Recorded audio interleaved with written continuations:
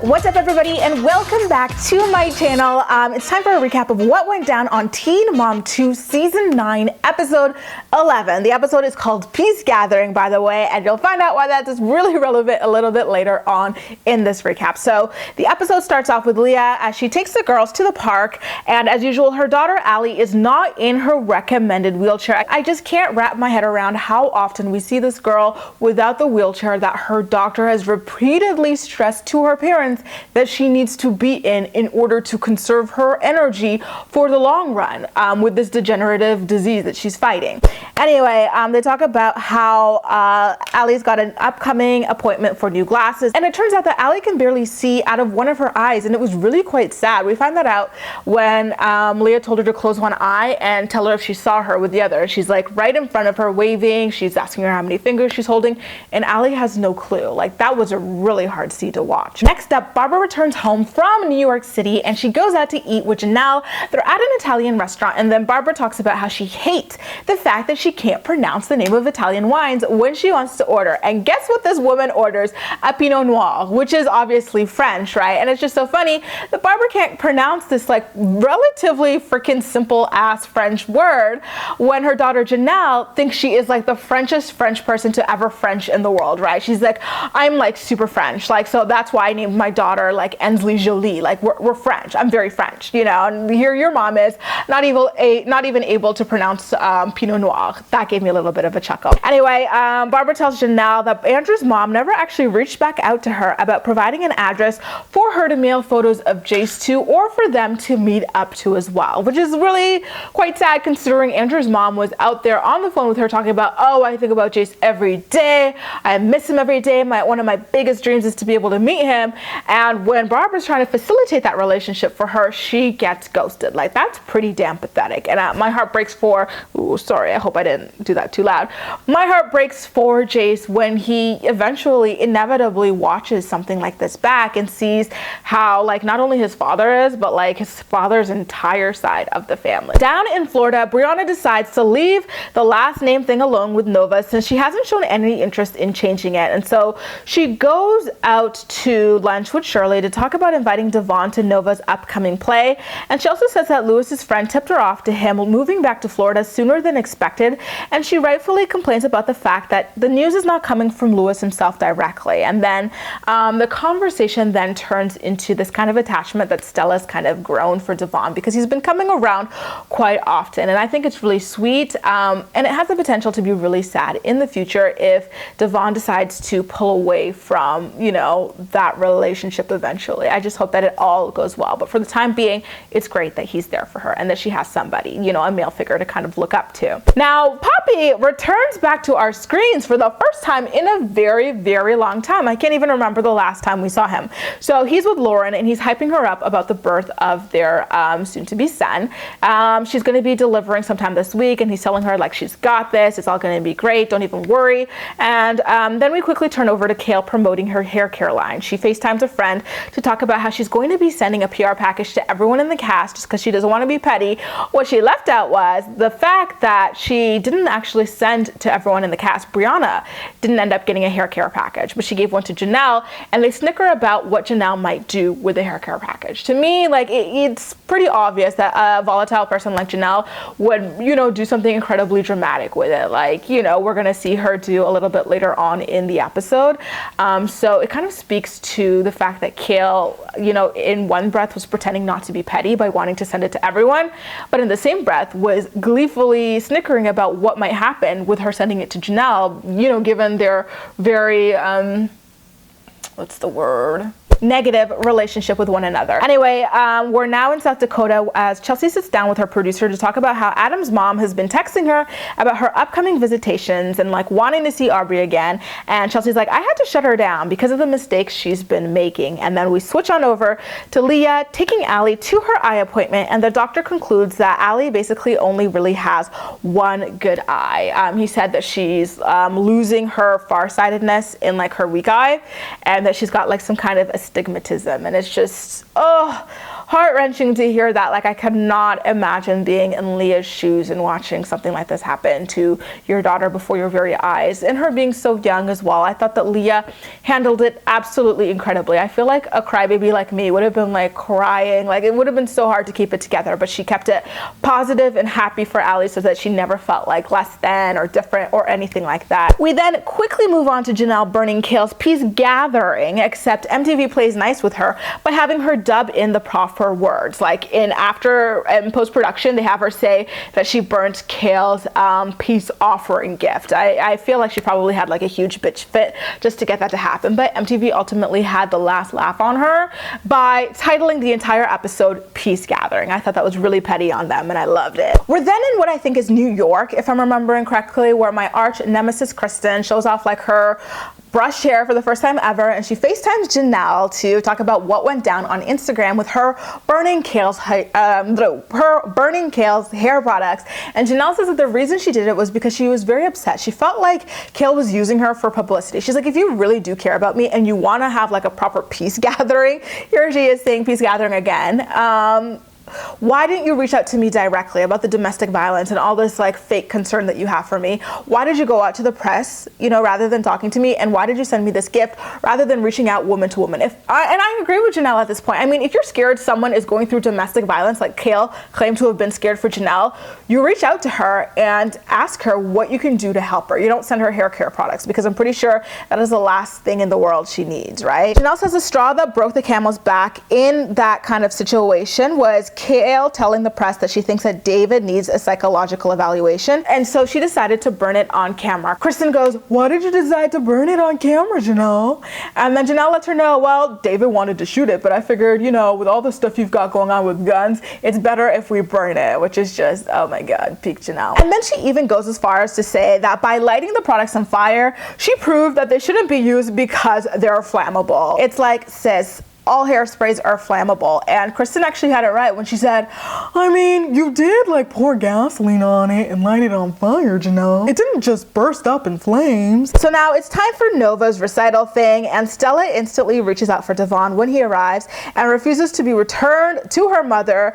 It was just so stinking cute. The face that both of them made when Briana like jokingly like reached out to get Stella back was priceless, like absolutely stinking beautiful. Now Kail decides to go away for the weekend. I don't even know where she went. She's like, all my kids are with all of their baby daddies, so I decided that I wanted to go away for the weekend, which is weird to me because Kail's got a beautiful house, she's got a pool and everything, and she decides to go to like this dusty ass hotel that like could not be any uglier if it tried. It was just so weird, like cooped up in this dark room, like what? So anyway, her friend Becky or whatever comes over, and Kail tells her that she got $10,000 in sales in one day because of Janelle's post, and they laugh about it and like how they feel like maybe Kail should send Janelle a check for all of the free publicity that she gave her. To me, yes, that's kind of funny, but again, remember, Kail was saying for a long time, like this was the hill she was dying on, that she genuinely cared about Janelle and the domestic violence that she was going through, and that's why she was trying to reach out to her. That's why she did this kind of thing for her. But it's like, she never once really mentioned any kind of fear for Janelle's domestic violence situation. They just laughed about her reaction to being, rightfully upset about being used for publicity and press. Like, to me, it just wasn't a good look at all. I do have to say though, in all of this, that I loved Kail's self-awareness when Becky talked about how, it must be really difficult for Janelle to be going through all of this like drama and stuff in the public eye. Kail goes, she kind of brings it on herself, which is the same thing that people could say about me. And I was like, yes, girl, it is the same thing that people could say about you, and it is the same thing we do say about you. So thank you for pointing that out. They then wonder how much influence David has over Janelle, and she says that she doesn't want to do a reunion because of this, and she doesn't even want to be in the same city of them, which is awfully ironic because she spent the last reunion being the ultimate hood rat, trying to literally physically fight somebody, you know, like, so what the hell is really going on here, Kail? You are just as gutter trash as they are. Meanwhile, in West Virginia, Leah's hair turns brown as she calls Corey to talk about the optometrist appointment that Allie had, and the emphasis that the doctor placed on protecting her good eye. She says that it was incredibly hard to hear that, but that she had to be strong for Allie, and then the two of them talk about how positive and sweet Allie is despite everything that she's gone through in her short life. Leah says that Allie is an inspiration. It was just so sweet. I wasn't crying. You were. I'm glad that they're able to talk to each other about the situation now, but for some reason, I just had this flashback to the fact that Corey cheated on his wife Miranda with Leah once upon a time, like especially considering it was the time when Leah was in the middle of like her drug issues and endangering their children, and it just kind of blurred the whole thing for me. Now let's head on down to South Dakota, where Chelsea picks up Aubree from school and finds out that Adam actually came to lunch with her this time around. And I don't know if it's just me, but it almost seemed like Chelsea was kind of disappointed that Adam ultimately did end up showing up for Aubree. I don't know if it's like her spiteful nature, bitter nature about the whole situation, or if it was her being like, man, like, maybe Aubree was about to finally accept the fact that her dad is very absent and move on. And here he is, just like opening the door again for her to be disappointed like a couple weeks later, because he's not going to show back up for a long time. So I was really struggling to figure out what she was feeling there. And as usual, it was also time to interrogate Aubree for a storyline. You know, she's like, okay, well, since your dad showed up, instead of like talking about how happy Aubree might have been, what they talked about, like, what did you have? You know what I mean? Like really just being happy for her, because I'm sure Aubree was really happy that her dad showed up. She's like, you know, let's start grilling you, you know, like since your dad showed up, okay, whatever. Let's talk about the other times he's failed. What did you guys talk about? Did you talk about, you know, with him and his mom, did you talk about issues with upcoming visits? Did they complain about them? Did you talk about the time when he showed up unexpectedly to your grandparents' house and Cole had to pick him up? She just grilled the poor child, and Aubree ultimately wound up admitting that Grandma Donna said that she would want to like have her again in the future, but she just wasn't sure how it was going to work out with Chelsea because, you know, just some issues. And like, I feel like that was an appropriate response. I don't think you can blame Grandma Donna for telling that to Aubree, because, you know, with Aubree being a young child, who's to say that Aubree didn't ask Grandma Donna when she would see her next? Like, I'm sure she loves her grandparents and wants to see them and would probably ask that. Like, Chelsea was visibly upset about it. And then she just asked like something else where Aubree at that point was so irritated. She's like, what else would she say, Mom? Like, I don't know. It was kind of funny to see her kind of snap back at that point, but also sad because we have been seeing her, you know, pushed and prodded for our own enjoyment for, you know, this entire season. One thing to note as well, after this conversation, Chelsea was like, you know, I don't even know why Grandma Donna said that to you, because she didn't even text me back when we talked about like your visitation. So now I kind of feel like she planted the seed in Aubree's mind that not only is her dad in and out, like iffy about her grandma, who's always been a consistent like source, like a consistent person in her life, might feel that same way as well. I was like, girl, that's not exactly what you want to do. You know, I was really disappointed in that. Okay, so now let's turn back over to Janelle land. She's claiming to be absolutely sick of all the drama that she started when she lit Kail's hair care products on fire. She's like, I am so tired of the drama, so I'm happy that I've got my kids with me. So happy, in fact, that she has like this huge meltdown over the fact that her child Kaiser in the backseat wanted to quietly watch like a movie on his iPad or iPhone or whatever. They're driving around somewhere. Kaiser wants to peacefully watch a movie, and she's like, no, I'm like, if you're gonna be like that, I'm gonna turn around, we're gonna drive home and not have any fun. And you just see like his siblings, Marissa and Jace, flip into damage control mode. Like Marissa takes out her takes out her iPhone. She's got like headphones, she's untangling them for him. She's like, Kaiser, you can use this. I've got headphones. Jace, give these headphones to Kaiser, like show him how to use them, put them on him, like whatever. Like the two of them are working frantically to prevent Janelle from having a full-blown meltdown. And like at one point I was like, yeah, that's so sick. Look at the sibling power. They love him so much. But at the same time, I'm like, yo, these kids must know what happens when Janelle blows her fuse and they are terrified of what it's going to be. Like, we all know how dramatic this girl is. Like, imagine being her child in these situations. So it was both like, I was proud of them as siblings to Kaiser, and at the same time I was really sad for them as children of Janelle. One of Janelle's old producers reaches out to Barbara, and they go out to dinner together, and Barbara looks like she's actually been loving all of the attention of this show. She talks about how Kail is constantly starting drama with Janelle, and that Janelle called her to rant about getting the package rather than a phone call from Kail, which, you know, again, I agree with Janelle's stance on that. Barbara condemns Janelle setting the package on fire, but reiterates how Kail is the one always looking for a fight and some attention. And then she says that David went on the internet to rant about it all, and she's like, see, he's another one who's always stirring shit up, but I do have to be nice to him and about him because he is Janelle's husband, and I want to still be able to speak to Janelle.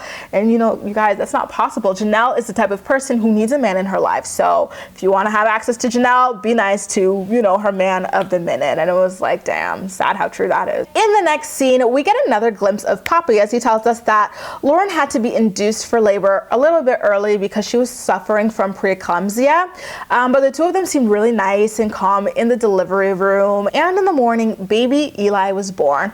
That was my first time learning that his full name was Eli. For some reason, I thought Eli was his nickname and that his full name was like Elijah. We then get two repetitive scenes to close out the episode. The first one is Chelsea talking to her dad about the same stuff she's already talked to Aubree and her producer about. And then we get Briana talking to her mom and sister about the same stuff she already talked to Shirley and Brittany about, you know, Lewis's absenteeism. Guys, this season has absolutely been brutal. Like, I really don't even know what else to say. Like, this is Teen Mom OG level boring. Anyway, to finish up the episode, we get a little bit of a montage of all the parents doing like their thing over some music, and Lauren proudly comes down the stairs in her freshly purchased Mama Bear sweater. You know, she was sitting around for 9 months waiting for a time to, you know, join the lame ass mom merch that all the women of the show insist on wearing, and she couldn't have worn it any sooner. Like, yeah. So anyway, that wraps up what went down on Teen Mom 2 season 9 episode 11. But as usual, I'm more excited to hear what you have to say about everything, so please make sure to leave all of your thoughts and opinions in the comment section down below, and we'll chat. You can also like this video, subscribe for more, feel free to share it with your friends as well, and follow me across social media where I absolutely love chatting with you. That's all for now. Thank you so much for watching, and I'll see you next time.